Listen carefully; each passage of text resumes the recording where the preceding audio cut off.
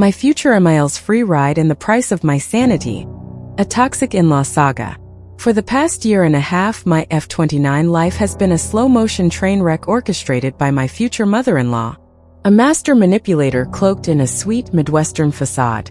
My ex-fiancé, I'm 27, and I had a seemingly idyllic life. He was finishing his MBA, and I was thriving in my tech career, working remotely for an international company.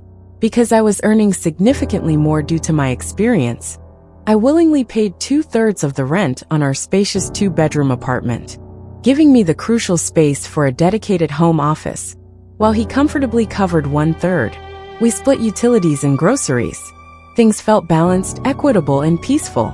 Then came her, his mother, eager to escape her humdrum Midwestern existence and driven, I now suspect, by a deep-seated need to control her son's life. She asked if she could stay with us temporarily, while she looked for a teaching job, playing the heartbroken mother card for maximum effect.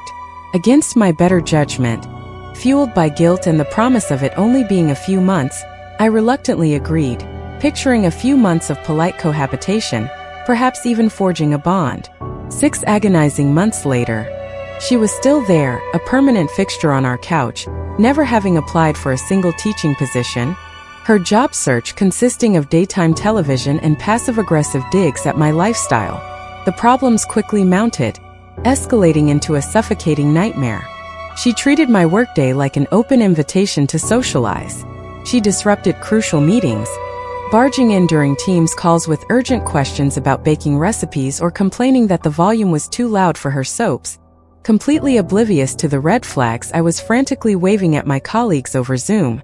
She feigned ignorance about driving in the city, forcing me to chauffeur her to appointments and errands, all while subtly reminding me of my duty as a woman to cater to her needs. Her outdated views on gender roles were not just annoying, they were weaponized. A constant stream of thinly veiled insults about my lack of domestic skills, my failure to cook elaborate meals, and my perceived neglect of my wifely duties. The constant criticism and insults were draining me, chipping away at my confidence and turning our once harmonious home into a battleground of subtle aggressions. I tried desperately to establish some financial fairness, hoping it might introduce a sliver of accountability. When it became painfully clear her stay was indefinite, I nervously suggested splitting the rent 3 ways, emphasizing that she occupied a full bedroom, while I was crammed into a corner of our bedroom, and she could afford to.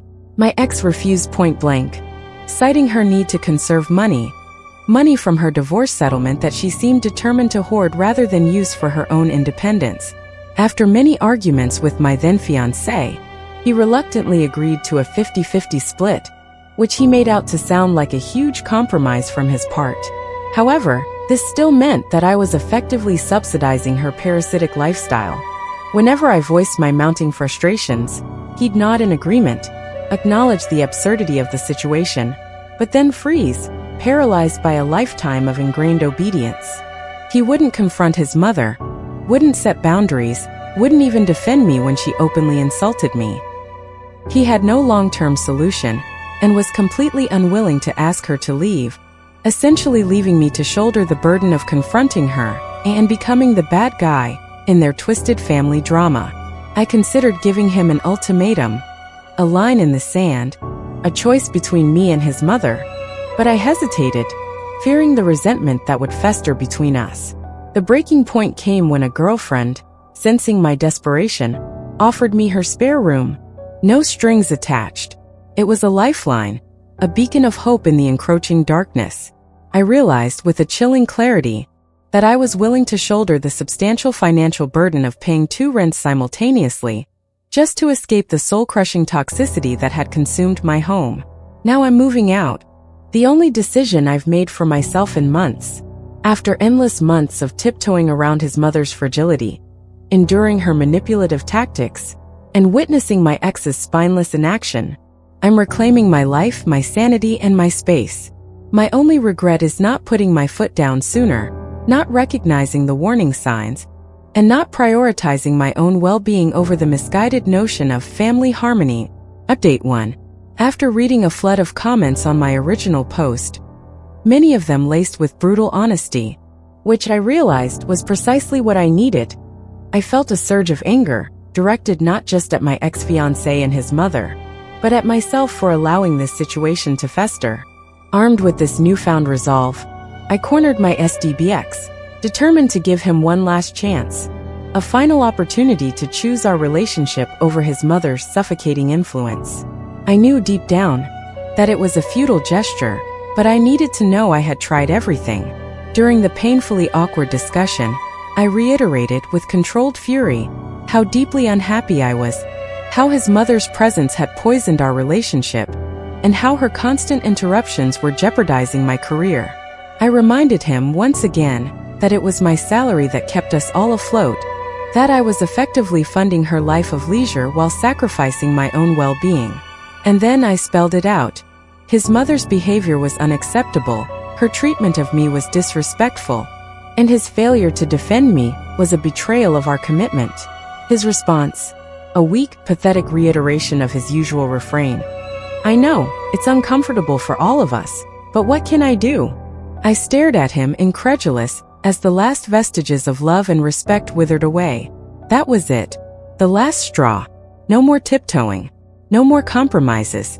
I informed him, in a voice dripping with iciness, that I would be moving out before the end of the month. Furthermore, I would only be paying 25% of the rent from now on, a percentage commensurate with the fact that his mother occupied an entire bedroom while I was relegated to sharing a cramped space with a grown ma, and who couldn't stand up to his own mother. He blinked at me, dumbfounded, as if I had suddenly sprouted horns. It was then that I realized the full extent of his delusion. He genuinely believed I would continue to fund his mother's lifestyle indefinitely, that my needs and desires were somehow less important than her comfort. I have physically removed myself from the house and will start working at a new location so I can avoid her at all costs. He didn't take it well, and it surprised him. He truly thought that I wanted to take care of his mother as much as him. It was a delusion that I was happy to dispel. Update 2. After a week of working away from the house, his mom, in a rare display of direct communication, though still delivered via text message, sent me a passive-aggressive text asking about my whereabouts. After informing her curtly that I was working and would be home late, she revealed her true colors. Ex told me you won't be contributing as much, so I had to loan him money. So inconsiderate. The following Wednesday morning, the fun started when his mom confronted me about my financial irresponsibility. She said that in the end, she was willing to help by paying the difference between a 2BR and a 3BR, so that I would go back to paying 2/3 of the balance. I was appalled. After telling her that I was giving notice to the apartment complex, she revealed her true thoughts.